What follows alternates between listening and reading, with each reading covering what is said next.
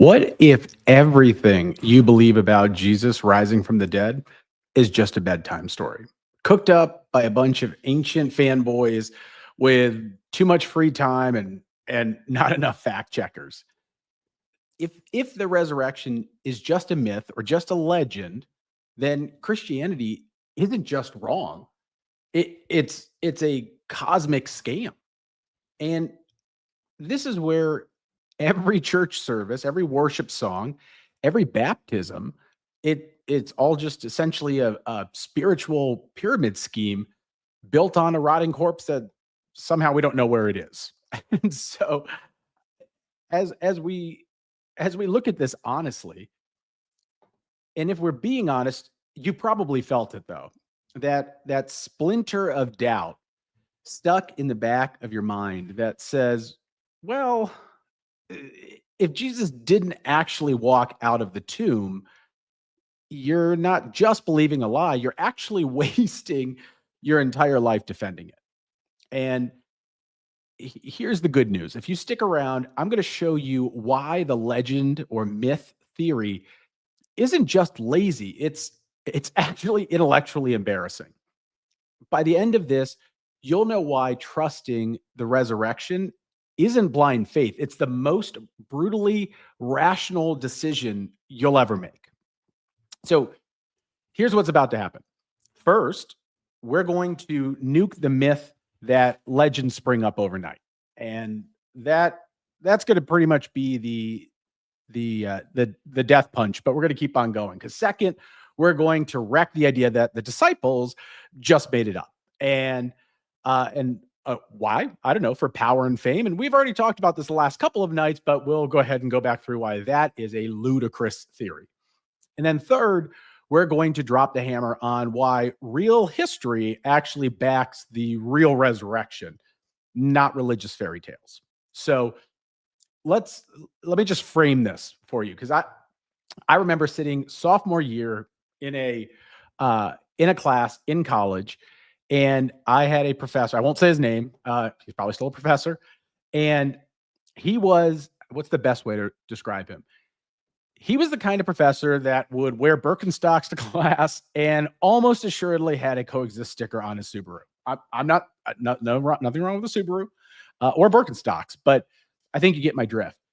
He was the guy that, smugly and intentionally would often talk about the fact that religions are built on myths. In fact, and I remember him actually saying that Christianity is no different. And this stemmed from a book called, I forget what it was, written by a guy named Xenophon.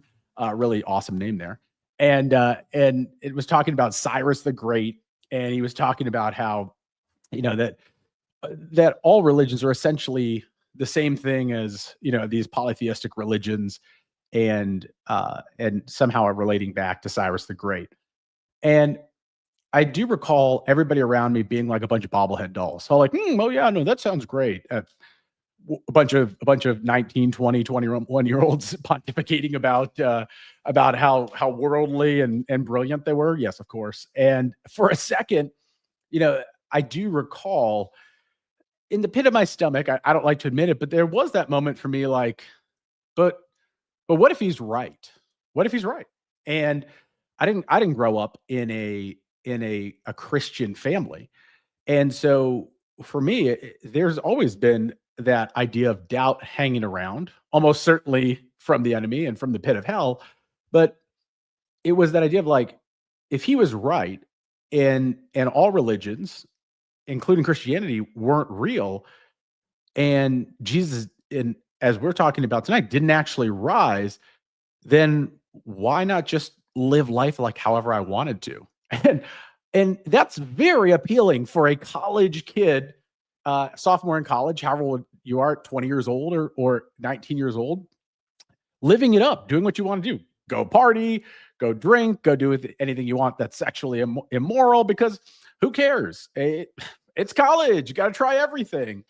And that's the problem, right? That's the problem. The world loves selling the idea that the resurrection was just ancient PR and not actually history. It's absolutely gobbledygook. We'll go through that. But let's not pretend for a second that this is not what is being taught. This is not what people say. I, even the comments I get about the fact that history proves certain things about the resurrection, or you get the comments of, well, we can't prove that that Jesus of Nazareth even walked the earth. Of course, are these the scholars? No, we talked about that last night or 2 nights ago, that every serious New Testament scholar that has a PhD, that teaches and has a position, even the atheists and agnostic ones say, no, Jesus walked the earth. Jesus of Nazareth walked the earth, even when they don't believe that he was the Lord. And we even have people like Bart Ehrman that we talked about last night, absolute distinguished New Testament scholar, agnostic atheist. And he says, well, no, he walked the earth and he definitely was crucified. Now, he hasn't been able to get over the hump of the resurrection. Fine. Not our issue. I'm assuming, Dr. Bart Ehrman isn't on tonight. If so, please identify yourself, because I'd love to have a conversation.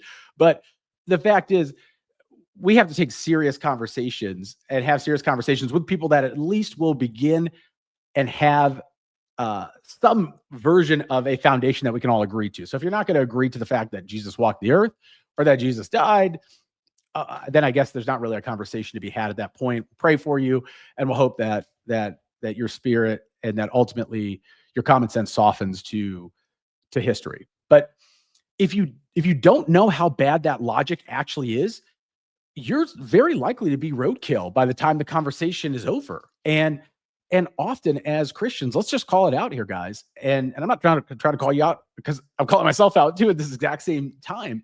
It's very easy for us to be so focused on everything else in the world, and we can even be focused on other issues that the Christian community might be facing, but we don't actually dig into the core issues that matter the most. Like, I might make some people angry here, but I'm going to say it because I do believe this is true.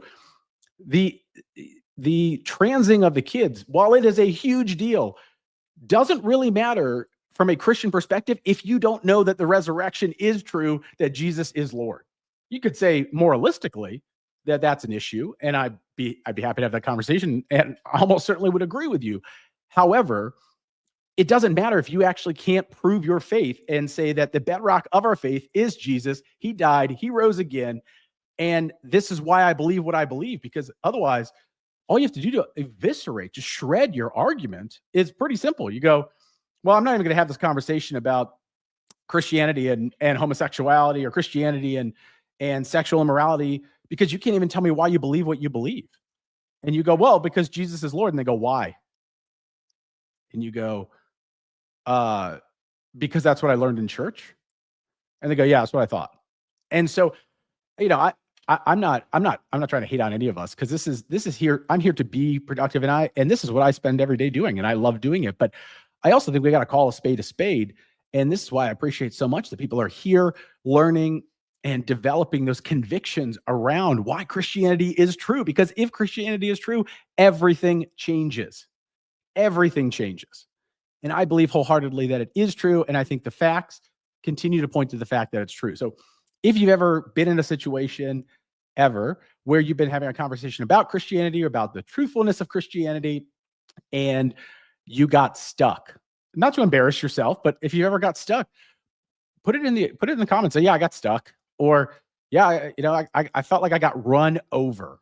Because a lot of the time when you're talking to people that are acrimonious, or they're going after Christianity, they're usually well prepared. I would say on average, atheists I've talked to, agnostics I've talked to, they are more well prepared to have that conversation than the average Christian is. So if you ever had that experience, and maybe if you don't want to even call yourself out, then put like a fire emoji or something in the chat. But it's okay.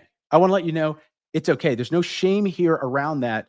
First of all, pat yourself on the back that you are doing something for your faith, no matter where you're at right now. You're learning. That's amazing. You are a rock star for doing that. So let's call out this tension. So here's the tension that you've got to deal with anytime you're in this conversation, either internally, could be a little spiritual warfare issue you've got going on, or if you are actually having this conversation with somebody else that is going after on the offensive against Christianity. The tension is, if the resurrection is fake, your hope is fake. I think we've established that quite well over the last couple of days. And again, we can go back to 1 Corinthians. Paul says it.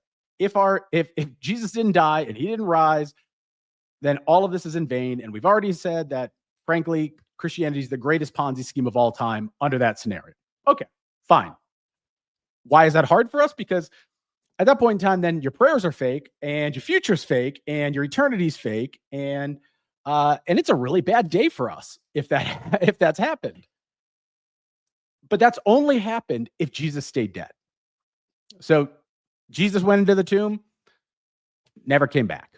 Now, over the last 3 nights, we have established that he died. There's no way. We went back to current medical. We went to a current medical study. Current as in like 20 years ago, but even still in the 2000s, and Jesus died, and that was without a doubt. And nobody has refuted that with any level of academic or medical clarity. So fine, we can agree he died. And then yesterday, we talked about the idea that, well, maybe his body was stolen. Oh, well, let's just recap that. So his body was stolen by essentially at that point in time, 10 terrified fishermen, tax collectors, people that didn't stand up when the crucifixion happened. And they all scattered, and they managed to somehow get by a Roman guard, 16 Roman guards that are killing machines, bunch of psychopaths that like getting to do what they do well, which is torture and murder people. And they managed to somehow get Jesus's body and somehow take it somewhere else. And oh, by the way, we also talked about the fact that Rome and the Jewish leadership had every reason in the world, every reason to say, no, the body was stolen, and produce a body. And we have none of that. We have none of that in ancient writings, even non-Christian ancient writings. So, boy, that doesn't seem very likely. And so now we're in this tension of, okay, maybe it was a legend. And it was a good legend. It was a good legend because it is showing this archetype of somebody that Jesus is a good man. By the way, this argument always starts, my favorite. Well, I agree. Jesus was a good man, a great teacher, ... And you're like, all right, here it comes. Let's hear the rest of this. This ought to be great. And then it comes with, well, I think, it's really he's more of an archetype of what we're supposed to do, and how we are supposed to be moral, and how we're supposed to care for certain people. Here's the problem with moralistic arguments. One, moralistic arguments have we discovered this term the other day, presupposition, right? So it has this thing underlying the whole concept that says that we agree on what moral is, but we don't agree on what morality is unless you have something like Jesus as Lord. You have the inerrancy, the truthfulness of the Bible that actually will undergird that will show us this is why we believe this is morality, because it's not our morality. It's morality from God. And we could have a very fascinating conversation on what's called postmodernism and this idea that morality is always relative to the community that you live in and the time and the age that you live in. And one, that is a unbelievably incoherent and incohesive way to live life. And you're like, well, I don't think so. I think most people could agree. And you go, okay, let's play that one out. So we have somebody that says, well, I think that murdering children is cool. I think that's moral. And you go, well, I don't think that. You go, yeah, but it's relative. So if I think it's cool, if I think it's moral, then it's moral. And then you go, no, but I don't think that. Well, great. Now we're right back at a stalemate. we're at a place that you can't. You guys are just you're two immovable objects that are just going to stand in place, and nobody will have any way of moving the other person. So we have to have objective morality, and we do have objective morality. But the problem is, if Jesus stayed dead, then we don't have objective truth. We have a scenario where evil won. We have a scenario where injustice wins. And frankly, all of us are just playing religious dress up. And the grave continues to laugh at all of us in our face. And that's a problem. But what if, and hear me, what if the resurrection wasn't some late stage legend whispered down the grapevine like a horrific game of telephone? And what if the very first Christians preached it while the blood was still wet on the streets of Jerusalem? Because that's what everything is ultimately staked on. Everything. Because careers, family, comfort, ultimately their lives. We're talking about all of the early Christians, all of the disciples. They weren't defending an idea. And we've already said, you don't go to your horrible death knowing and defending something that's a lie. They were not defending a lie. They were defending an empty grave and a post crucifixion or a resurrection appearance. And not just one, multiple, and not just to one specific area over a period of time, to Peter, to the 12, to the women, to the 500, over and over and over again. And even after Jesus died, we're talking about the writings from Pliny the Younger last night. He was the one he was torturing and killing Christians. And even he's like, well, this is pretty strange. We can't get anybody to recant. We can't get anybody to recant. Like that is such an unbelievable proposition unless it's true. And that's where this idea is so crucial to get. And that's why the idea of the myth legend hypothesis doesn't make any sense, because you don't, in the middle of the Roman Empire, this Roman Empire is so much larger at that period of time than what we could even comprehend. I mean, it would be like the equivalency of almost all of Europe and a good part of Asia. And I mean, we are talking about a level of power and authority that is unlike anything that anybody has experienced that could possibly be alive right now. And it would basically be like taking a Molotov's cocktail and just throwing it into the palace and be like, I think everything will work out okay for me doing this. Like, no, it's a proposition that is just doesn't make any sense whatsoever. So when I finally stopped, and I'll go back to my personal story, when I finally stopped thinking about this as a possible legend, everything changed, because there were two moments for me. One was understanding the actual formation of legend and myth. And so this is pretty interesting. So one, legends and myths are formed from two specific things happening. One is embellishments, and the second is that there is some type of historical genre of writing or speaking or stories that are happening in that period of time that would get borrowed to help form this legend or myth. So let's just take those two on. Embellishment. So before the crucifixion and the resurrection, we have the disciples saying, no, we're going to be strong. We're going to be tough. We're going to be there. Yeah, we're 100% Jesus. And then the crucifixion happens and they scatter.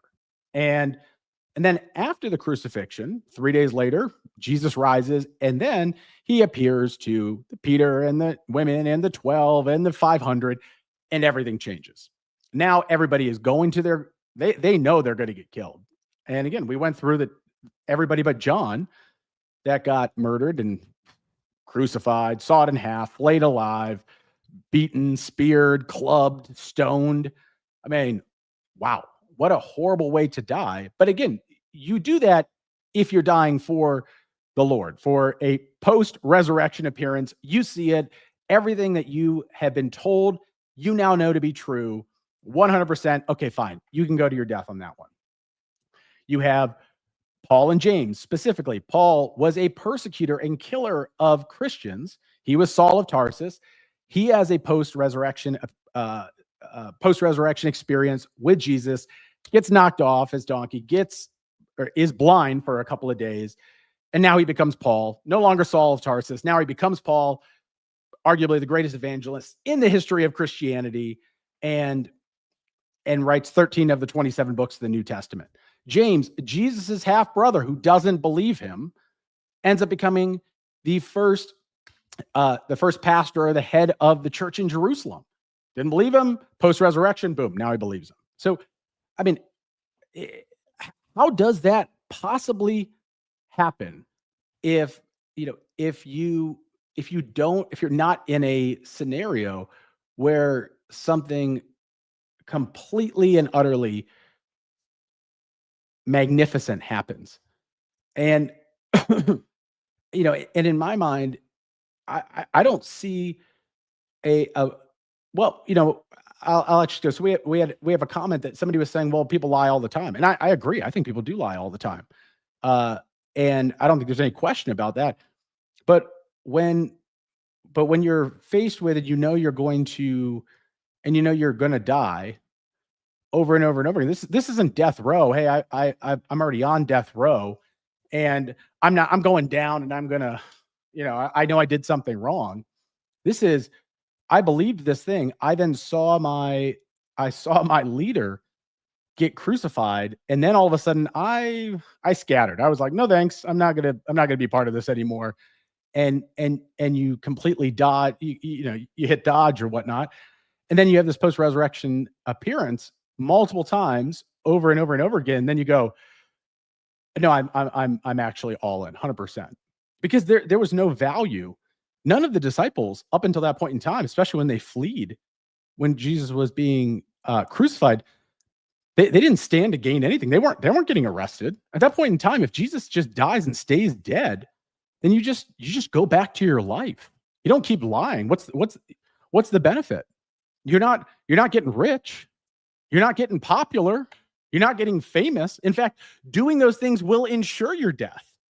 So I totally get the idea of lying, even right up to the point that you're going to die. But that also presupposes that you knew that you did something wrong, and or B, that this was an inevitability, and you're like, I'm going down the way I want to go down. I'm not letting anybody tell me otherwise. But to have everybody go down, completely change their actions, 100%, have no upside benefit to doing so, and then getting brutally murdered in horrible ways, that doesn't seem to be the same as what we might see today from a death row inmate. So I think that was a big part of the shift for me, was the idea of the embellishment piece. But then the second was doing a little bit of digging and realizing that the components of Jesus' story, there was nothing that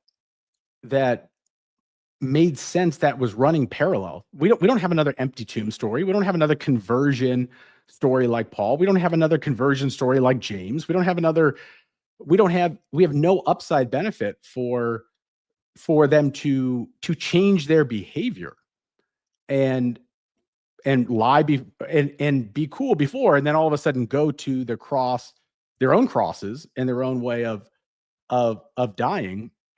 And the issue is even resurrection itself. The only idea of resurrection from a historical perspective was the idea of a non-physical resurrection that would have happened all at once, not a singular person doing it. So we don't even have parallel stories that would make sense for this to have come from. And and somebody said, well, maybe they were put to death because they were spreading a false gospel. Well, so I think that's an interesting question. I think, one, there was no other gospel at the time, so I don't know about the false gospel. I mean, to that point, though, maybe your point is they were in a polytheistic Roman land, and people like Trajan and ultimately Nero, the emperors, were deified in their life, and so not worshiping that pantheon of gods could have been something, but I still think that's probably pretty unlikely because every one of those followers of Jesus, the 10, they were all Jewish. So if so let's just play this out. So they're following Jesus, and Jesus says, "Hey, I'm the Messiah. I'm the guy that you've been waiting for." And they believe him up until the time that he is taken by the Roman authority and ultimately crucified. So they believe him. At that moment, they scatter. They're out. And so let's say Jesus dies via crucifixion, and there is no empty tomb. There is no post-resurrection appearances. So at that point, one, they could just go back to being Jewish. I mean, arguably, they're still Jewish. They're just Jewish Christians at that point, but they just go back to their normal life. And it's like, yeah, well, I made a mistake. I kind of followed a wacky guy. Maybe not like David Koresh wacky, but like I followed somebody I probably shouldn't have followed. But the issue is that after the resurrection, these post-resurrection appearances, this is when all of a sudden their behavior changed to become zealous followers, knowing that they're not going to get rich, knowing that they're not going to be popular, that they are absolutely going to a horrible death. So I think that's where it's a great question. I love your questions, and thank you for putting them in the comments. But I think that's where ultimately it falls flat, because people don't do that with for something that they know is a lie, when they have every other good opportunity, like not dying or just going back to whatever they believed before. Um, yeah, and there's a comment that said the Last Supper was a multicultural dinner. Yeah, I agree 100%. In fact, in not 12 white guys, there were no white guys.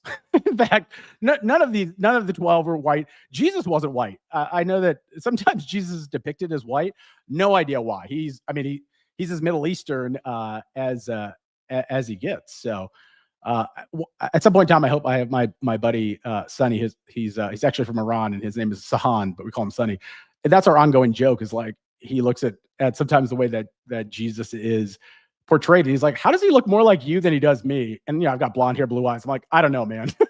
That's just dead wrong. He should look a lot more like you than he does like me. So I think your point is a well stated point. The Last Supper was absolutely multicultural, and frankly, it's we could do a much better job of portraying it in that way as well. So for me, being able to deal with the embellishment idea and dealing with the lack of historical genre that would run parallel to anything with Jesus's crucifixion and resurrection really helped. It was a gut punch for me, and in the best possible way. And I was watching something on YouTube about a TikToker that claims he was a pastor. Those are like massive air quotes, by the way. And he was talking about deconstructive and progressive Christianity, and how too many of us Christians are brainwashed by an improper reading of Scripture, what we call an improper hermeneutic, which is the way that we interpret especially old texts and sacred texts like the Bible. And it hit me when I was watching that, after having to not like throw my remote against the TV, but it helped me realize that it's like, I'm not the one hanging my soul on ancient propaganda. I'm hanging it on Jesus's blood, a rolled away stone, 500 plus eyewitnesses who all would rather die than deny what they saw, because what they saw was the risen Lord. And once you start getting that, and like really getting it, like I think you'll feel that shift almost immediately. You basically, at that point in time, you stop folding every time some freshman atheist tries to flex on the fact that they just read David Hume, and how how you can't have miracles and everything must be naturalistic and whatnot.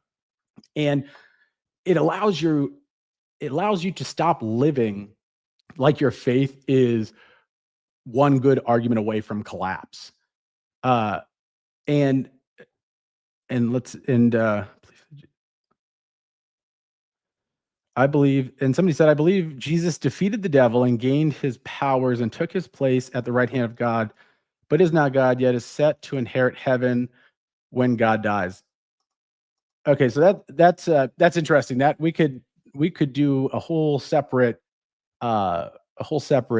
live stream on the triune nature of God versus the the Arian heresy and some of the other ideas. That's a good reminder. I appreciate you putting that in the comments, and I will get that scheduled out, and I hope you join for that one. I'd love to have that conversation as well. And I think when we go back to the idea of what the fact that our witness is the blood-soaked eyewitness verification, the historicity or the historical reliability of this really brutalized truth, it changes the idea that this isn't like a late night Reddit thread that you can move. And here's my encouragement. And I know everybody here has heard me say, go back to 1 Peter 3:15 and always be ready to have a defense of your faith, but do so with respect and kindness. If you can't defend Jesus respectfully and kindly, then it's time to look at your belief and your faith and figure out why. Because, yeah, okay, Jesus flipped some tables. Agreed. As I said before, if you are the Messiah and you live a perfect sin-free life, which you aren't and you haven't, then yeah, you want to flip a table, go ahead and flip a table. But otherwise, if you can't defend your faith and do so in a kind, respectful way, then it's time to go back to the textbook and dig in deeper, because Peter would not have written that, would not have written about the importance of respect and kindness in actually being somebody and someone and being a faith that people would actually want to be a part of. Why would somebody want to be a part of a faith that has a bunch of jerks and a bunch of sanctimonious, pretentious people that think that they're better than everybody else? Like, we're not Scientology, although there's a lot of great documentaries on Scientology, like, woo, talk about the crazies. So, like, work on your faith. Yeah, I love golf. I love pickleball. So you could use either of these two examples or anything else that you guys might like. I practice golf. I practice pickleball. Why do we not practice our faith? Like, okay, great. You're saved. You believe you're somebody that believes in Jesus, and you do. And what? You're the average Christian who goes to church 8 times a year. That's maybe 8 hours of Jesus a year. Like, again, I'm not trying to hate on you and make you feel bad, but like, why are you not practicing your faith? Why are you allowing it to be one of these things that our parents gave us, really, in my opinion, pretty poor advice of like, oh, well, we never talk about politics and we never talk about religion and we never talk about money. Well, great. We've got a country that never talked about politics, and now half the country hates one another, and we blow up Tesla dealerships, and then we don't talk about money, and now we have a bunch of completely and utterly financially illiterate people that are so deeply in debt that they can't figure out, that you actually have to pay off your credit card. And now we have a whole bunch of soft Christians that can't back even a single fact as to why the resurrection is true. And we're not even willing to have the conversation piece.